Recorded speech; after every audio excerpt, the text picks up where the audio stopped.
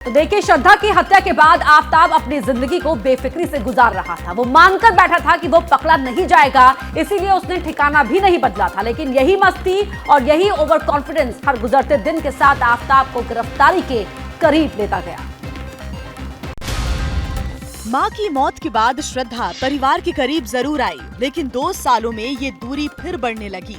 बातचीत लगभग बंद सी हो गई। हालांकि वो अपने दोस्तों से लगातार संपर्क में थी, लेकिन मई में दिल्ली आने के बाद ये संपर्क भी टूट गया। मेरे किसी भी टेक्स्ट का रिप्लाई आया नहीं, फोन स्विच ऑफ आ रहा था, किसी से भी कोई मुझे अपडेट नहीं मिला। तो फाइनली मैंने उनके ब्रदर को बता दिया। अनहोनी के डर से लक्ष्मण ने श्रद्धा के परिवार से संपर्क किया।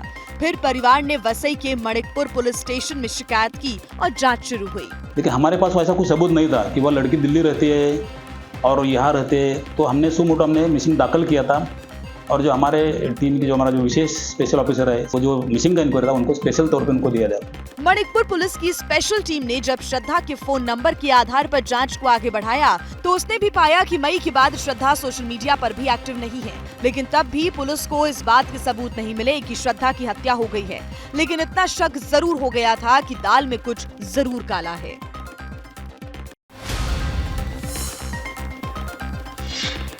तो इन तमाम बातों से ये तो कहा जा सकता है कि आफताब बेहद शातिर था। एक नहीं कई बातें ऐसी थी जो वसई पुलिस को खटक रही थी। कुछ अनसुलझे सवाल थे जिनके जवाब सिर्फ आफताब ही दे सकता था, और इसलिए पुलिस ने आफताब को वसई बुलाया। श्रद्धा के दोस्तों से मिली जानकारी के बाद पुलिस को पुख्ता तौर पर यह जरूर मालूम था कि श्रद्धा आफताब के साथ ही दिल्ली गई है। दोनों एक दूसरे के साथ रह रहे थे, इसकी पुष्टि दोनों के मोबाइल लोकेशन से हुई।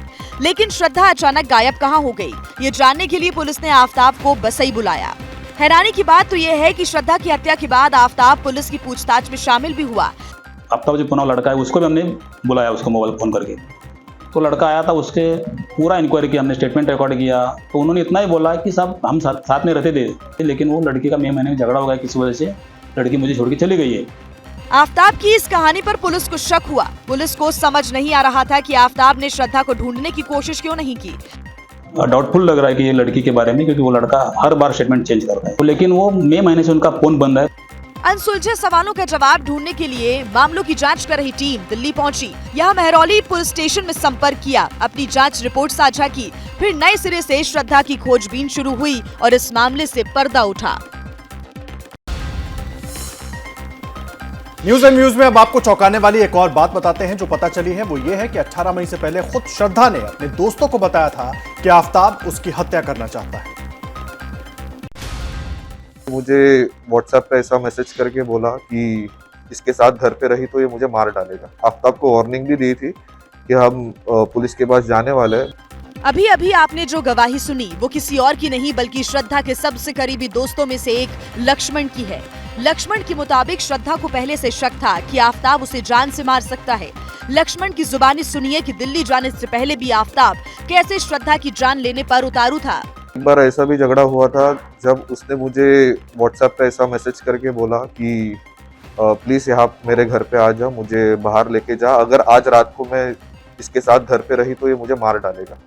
ऐसा भी झगड़ा हुआ है उनके बीच में, और हम दोस्तों ने मिलके उसको उसके घर से उस दिन बाहर भी निकाला था, और आफताब को वार्निंग भी दी थी कि हम पुलिस के पास जाने वाले हैं। श्रद्धा की मौत उसे दिल्ली खींच लाई, और अपनी प्रेमिका को जान से मारने का अफसोस आफताब को बिल्कुल नहीं है। जांच में पता चला कि आफताब उसी कमरे में सोता था जहां उसने श्रद्धा को मारा था। जैसे ही घड़ी का काटा दोपहर 2:30 पे आए, बबीता जी का दिल सास बहू साजिश के लिए मचल जाए। और ये है इनकी बहू, पूरे दिन ऑफिस की टेंशन हो जाए गॉन जब ये करें अपना फेवरेट शो फ्री टाइम पे ऑन। इनकी तरह आप भी देखिए अपना फेवरेट शो अपने टाइम पर, और डाउनलोड कीजिए एबीपी लाइव ऐप अपने स्मार्ट टीवी पर।